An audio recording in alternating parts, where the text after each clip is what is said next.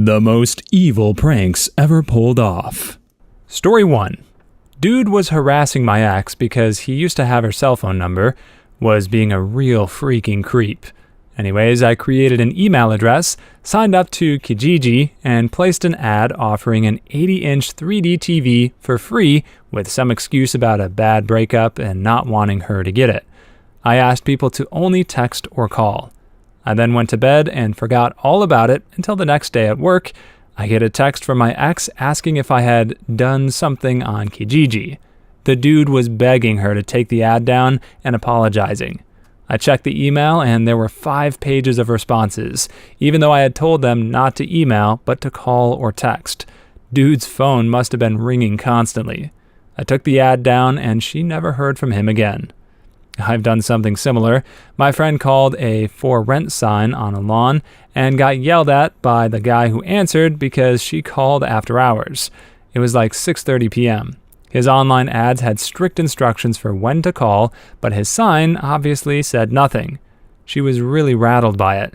She told me what happened the next day, and I got really angry. I considered calling him and yelling at him, but decided to hit him where it hurts. I made an ad on Craigslist for a free car which just needed a new battery. Put up a couple old Honda Civic pictures I found online, and put instructions to please only call after 8 p.m. as I do shift work. Screw that guy. Story 2. My best friend and I were roommates for a few years, and sometimes when I was drunk, I liked to draw comics of caricatures of the two of us.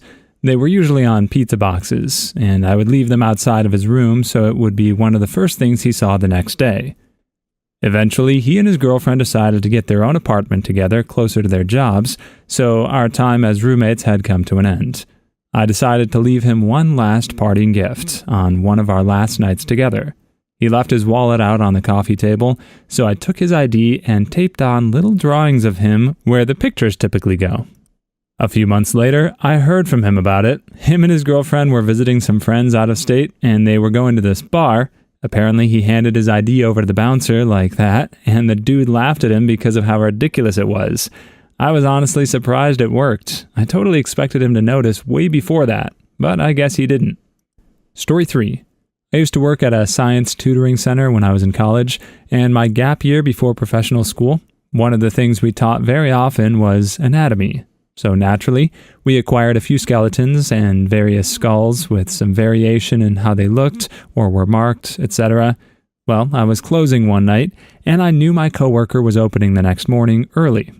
So before I locked up, I assorted all of the skeletons and skulls in a welcome party near the front door. I had one immediately at the opening of the only door into the room, with several backup skeletons and skulls just behind at a table together watching on. The best part was that you have to turn on the lights manually, and that switch is immediately to the side of the door opening. So when she reached down to turn on the lights, she had to come face to face with some lifeless skeleton skull in the middle of the shady opening. Needless to say, she screamed, and it was loud enough to make our boss come to see if she was okay. Woke up to some colorful texts. Still proud of that one, honestly. Story 4. My mom's laptop wallpaper was a picture of her granddaughter. I copied the picture 100 times and made her wallpaper a slideshow of the same picture over and over again.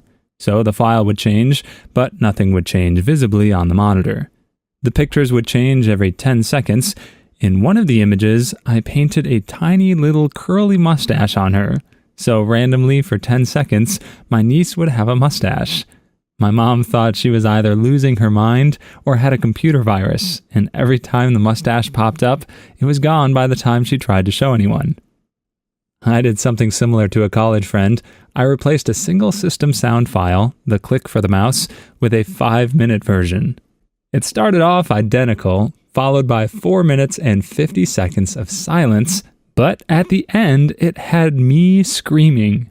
Now, if another system sound would play, it stopped playing the previous sound.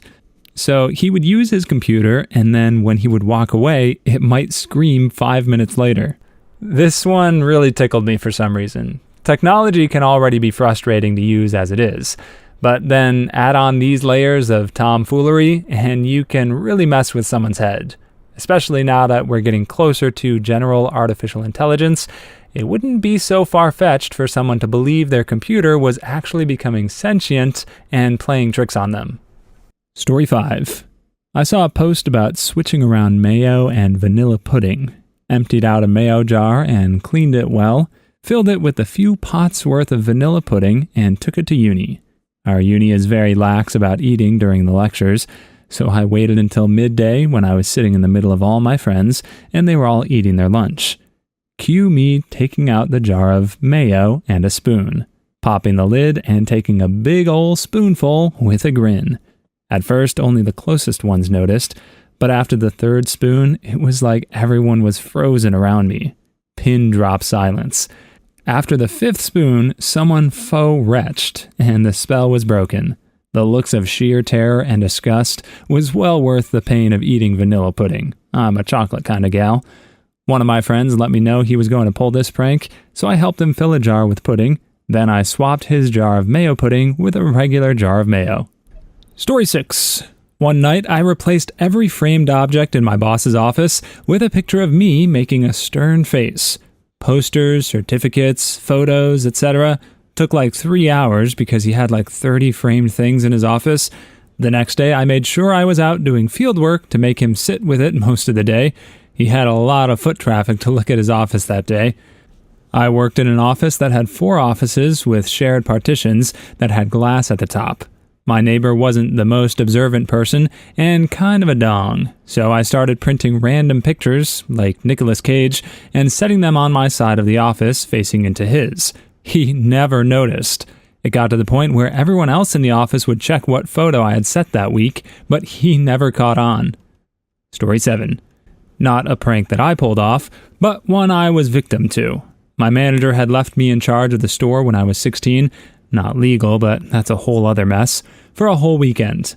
Saturday went well, and I was happy with how I went, although my paranoid brain is always concerned about whether or not doors are actually locked. I'm the same way with my house, but the store was worse. So I make my day drive down to the store to double check that everything is okay. 15 minutes later, I got a phone call from him saying, "Manager and the police are here because the door was unlocked and people were inside." Cue to me on the floor in tears hyperventilating while my dad is telling my mom, who had since picked up the phone, that he was only kidding and that everything was fine.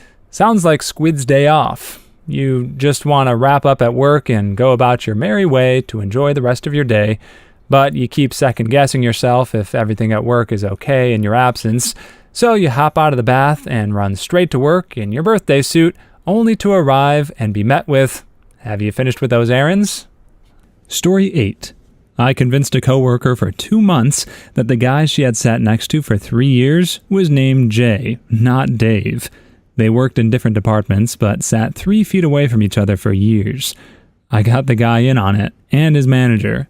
Then later his supervisor, group manager, division manager, and entire department. They bought him new nameplates for his desk, changed stuff in the system so his name would print as Jay, etc. The only thing they didn't change was his phone number and email. She thought she was going crazy, and when I finally told her, she sucker punched me in the stomach and dropped me to my knees. She was a personal trainer in her off hours, so she got me good. Totally worth it, and I laugh about it to this day over a decade later. Story 9. I used to work for a cruise line. A passenger asked if the crew lives on the ship full time. I and my coworker explained that, no, the crew leaves every night to fly back to Miami, and then returns each morning. She walked away satisfied. After that cruise was over, our manager was sharing the passenger evaluations with us, and was confused about one in particular. It was a woman who had stayed on deck 14, and had complained that she couldn't sleep at night because of the noise of the crew helicopter. Fact 1, 1,200 crew do not leave every night, but do live on the ship. Fact 2, that ship didn't even have a helipad. Question, what the frick was she hearing every night? Story 10. Over a decade ago, I worked in the warehouse of a Guitar Center. We dealt with inventory, shipping, and receiving. We had a dumpster behind the store and a shared parking lot that people would leave random things in, even though it was not a public dumpster. One day, we found a broken beach chair in an open cardboard box. The box had a shipping label on it. It was left in such a way that it was easy to assume that the chair-box combo was left by the same person. We packed the beach chair in another box and shipped it back to the customer. I wish I was there to see the person's face when they received their trash back via UPS. Story 11. One that was played on me. I took my SATs, college entrance exams for those outside the US, on April 1st. Should have known, right? But apparently I'm not that smart. That night I went out with a group of friends, and when I got home, my mom met me with a serious look on her face. She told me that the testing committee had called, that there had been an error, and all test papers from that day were lost. Everyone was being contacted to schedule a date to retake the exam. She totally sold it. Face, reactions, everything. I bought hook, line, and sinker, and she let me believe it until lunchtime the next day. My mom is a diabolical person. Story 12. Worked in a hot factory, supervisor and job planner in this enclosed cubicle with a window AC unit in the middle of the shop, aka nice 68 in there, while we sweat our butts off in 95 to 110 Fahrenheit heat. Kinda hot and touchy and always flies around. I kept grabbing the flies alive, walking into the cubicle to ask a usually legit question or say I'm just cooling off, and opening my hand behind my back. I put 14 of those frickers in there in one shift. He never did catch on. I was doing it, and the planner was ticked off. Swatting around, there were so many flies in there. Supervisor was cleaning out every crevice, thinking some food is supporting life now somewhere. Story 13. A friend kept trying to steal my sushi off my plate at a sushi restaurant, so while she wasn't looking, I stuffed it full of wasabi, put a bit of fish back on top to cover my tracks, and pretended to not be looking when she started reaching towards it. She tossed it in her mouth, started chewing down, and I just swung my head towards her to say, "You messed up." 5 minutes of coughing, muffled screaming, and copious amounts of water later, she had learned her lesson. Story 14. I remember it like it was yesterday. At summer camp, my cabin's leaders found a little snake that wasn't doing so well, so they decided to put it in an old terrarium in our cabin. A few of the guys were nervous about it, so the next day when the leaders decided the snake was well enough to release, I asked that they keep quiet about releasing it. When the other guys got back to the cabin and found no snake in the terrarium, chaos ensued. If you scream, my tika attack. You calm, my tika nice. But kukuve always mean. Story 15. I can meow just like a cat. In fact, I can do it so well that people will often look around for the cat that is not there. This has resulted in several hilarious instances of strangers running around frantically looking for the cat, and me sitting off to the side watching. Stray cats will usually stare at me for a couple seconds before continuing doing whatever. Pet cats will usually hold a conversation with me, particularly if they're chatty. Story 16. I got a Harry Potter calligraphy set for my birthday years ago. It had Hogwarts marked paper, envelopes, and everything. My brother ate all of my birthday chocolates from an ant that night, so I plotted my revenge. Next September, I copied out Harry's letter, word for word, in green ink, only changing the name. I let him believe he was going to magic school for 2 whole weeks before I crushed it. Story 17. The AM supervisor at my office is a short little man who likes to work from a laptop on a rolling adjustable desk. For over a year, I gradually raised the height of this desk and watched as he went from sitting on a stool to an adjustable tall task chair to standing. Last week, he removed the wheels from the desk to lower the height. He doesn't realize it's adjustable. Story 18. At my sister's swim meet, I found an ice machine tucked away in a garage-looking thing, so I started collecting the ice and somehow managed to put ice in nearly everyone's shoe at the meet. It was a wild, beautiful moment of pure confusion and chaos. Everyone started freaking out, and no one knew it was the little shy girl who secretly enjoyed turmoil. Story 19.